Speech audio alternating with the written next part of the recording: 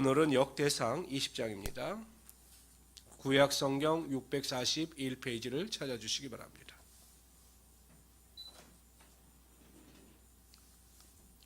구약 성경 641페이지 역대상 20장 말씀이 되겠습니다. 우리 먼저 1절에서 3절까지 읽도록 합니다. 암몬의 랍바성을 공격하고 또한 암몬을 제압하는 이야기가 나오고 있습니다. 제가 먼저 1절 읽겠습니다.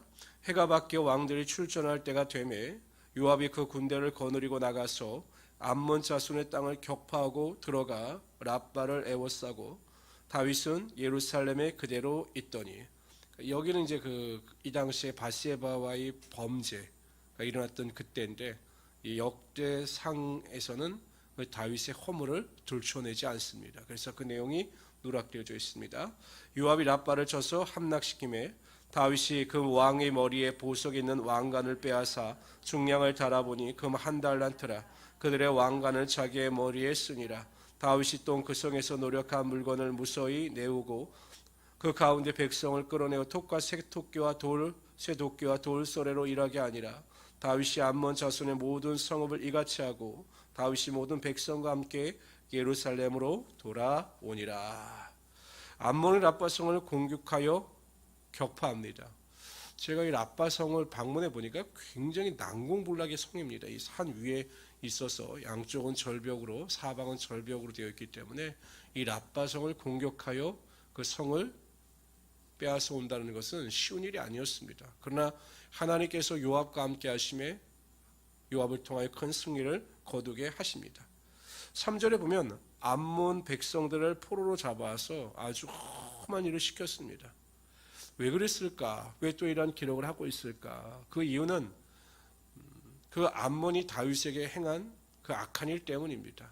그 한운이 다윗이 그 아버지 나하스의 장래에 조문을 보냈을 때 그 진실을 오해하여 자신들을 침략하기 위하고 정탐하러 온 것이다. 이 조롱과 수치를 다양하게 한 일이 있는데, 그 일로 인하여 다윗이 암몬 백성들에게 대하여 그렇게 완악하게 행했던 것입니다. 하나님께서는 하나님의 자녀들을 조롱하고 멸시하는 자들을 그냥 버려두지 않으십니다. 백성들을 조롱하고 멸시하는 것을 하나님을 조롱하고 멸시하는 것으로 간주하셔서 반드시 그들에게 수치를 당하게 하여 주시는 것입니다. 그러므로 우리가 이 세상을 살아갈 때 세상에서 달아가는 조롱이나 멸시에 대해서 슬퍼하거나 낙심하지 마십시오. 또 그것 때문에 분노하지 마십시오. 하나님께서는 반드시 그것을 다 기억하시고 우리가 당한 조롱과 수치를 그들에게 반드시 행하실 것입니다. 그리고 우리를 높여주시고 하나님의 영광이 나타나게 하여 주실 것입니다. 우리 성도님들께서는 이러한 믿음을 가지고 그런 하나님의 은혜와 능력을 기대하시면서 살아가시는 귀한 성도들이 되시기를 주님의 이름으로 축원합니다. 우리 4절부터 8절까지 읽도록 하죠. 블레셋을 제압하는 다윗의 이야기가 나옵니다. 이후에 블레셋 사람들과 게셀에서 전쟁할 때 후사 사람 10부개가 크가 큰 자의 아들 중에 10배를 쳐 죽임에 그들이 항복하였더라. 다시 블레셋 사람들과 전쟁할 때 야일의 아들 엘하나니 가드 사람 골리앗의 아우 라미를 죽였는데 이 사람의 창자르가 배틀째 같았더라. 그러니까 패배한 적군들의 장수들이 얼마나 장대한 자들이었는가, 장수였는가에 대해서 꼭 설명합니다. 또 가드에서 전쟁할 때 그곳에 키 큰 자 하나는 손과 발에 가락이 6씩 모두 24이 있는데 그도 키가 큰 자의 소생이라. 그가 이스라엘을 능욕함으로 다윗의 형 시므아의 아들 요나단이 그를 죽이니라. 아주 8절이 중요합니다. 8절 다 같이 읽읍시다. 시작. 가드의 키 큰 자의 소생이라도 다윗의 손과 그 신하의 손에 다 죽었더라. 가드의 아무리 키 큰 자의 소생이라 할지라도, 강력한 자고 능력 있는 자라 할지라도 다윗과 그 신하의 손에 다 죽었더라. 이렇게 해석할 수가 있는 것입니다. 블레셋과의 전쟁에서 100점 100승을 합니다. 그런데 그렇다고 해서 블레셋 군대의 장수들이 약한 자들이었느냐? 결코 아니라는 것입니다. 8절에 보면 강력한 자들이었습니다. 강한 자들이었습니다. 유능한 장수들이었습니다. 그러나 하나님께서 함께 하셔서 다윗과 신하들의 손에 붙이심에 그들이 다윗과 그 신하들을 도저히 이길 수가 없었던 것입니다. 하나님께서 우리를 위하시고 하나님께서 우리와 함께 하시면 우리를 대적하고 우리에게 승리할 수 있는 사람은 아무도 없습니다.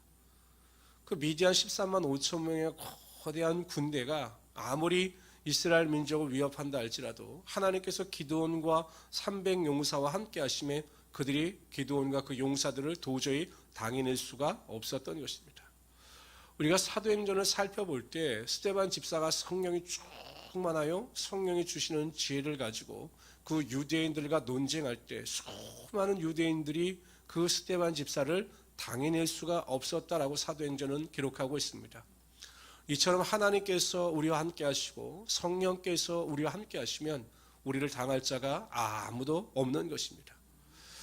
미국의 남북 전쟁 때 그 북군의 군대가 위태로울 때 아브라함은 기도하는 사람이었기 때문에 목사님들을 초대해서 같이 예배를 드리고 기도를 했습니다. 그렇게 한 목사님이 아브라함 링컨을 위해서 이렇게 기도했습니다. 하나님께서 우리 링컨과 함께하여 주셔서 우리가 남북 전쟁에서 승리케 하여 주십시오라고 기도했습니다. 다 아멘했겠죠. 그런데 링컨 대통령이 돌아가는 그 목사님에게 정중히 부탁을 합니다. 목사님, 다음부터는 저를 위해서 기도해 주실 때 하나님께서 저와 함께하여 주시기를 기도하시지 말고 항상 제가 하나님의 편에 서서 나아갈 수 있도록 기도해 주시기를 바랍니다라고 부탁했다라고 합니다. 우리가 항상 하나님의 편에 서서 하나님께서 우리를 도우시면 우리에게 능치 못할 일이 없게 되는 것입니다. 그러므로 우리 모든 성도님들은 항상 나는 하나님과 동행하기를 원합니다. 하나님, 항상 하나님께서 나와 함께 하시지 아니하시면 나는 도저히 살아갈 수가 없습니다. 이러한 간절한 마음을 가지고 사모하는 마음을 가지고 하나님과 동행하심으로 하나님이 베푸시는 놀라운 능력을 매일 맛보시며 살아가시는 우리 성도들이 되시기를 바랍니다. 오늘 하루도 여러분 생활하실 때마다 하나님 임마누엘의 하나님이 되어 주셔서 오늘 저와 함께하여 주셔서 오늘 하루가 내 생애 가운데 가장 복되고 행복한 하루가 되게 하여 주십시오. 이렇게 기도하심으로 승리하시는 우리 성도들이 되시기를 주님의 이름으로 축복합니다.